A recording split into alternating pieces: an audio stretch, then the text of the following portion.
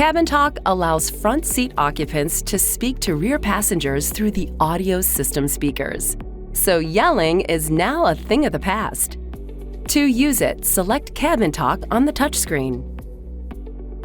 When set to on, your voice will be transmitted through the audio system speakers.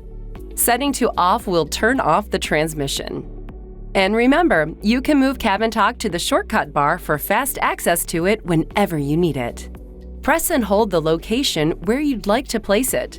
Then select the CabinTalk icon, then select Home. You're all set. CabinTalk is ready to get your messages through and to save your vocal cords. MDX is just one Acura that's striving to make life simpler and less stressful.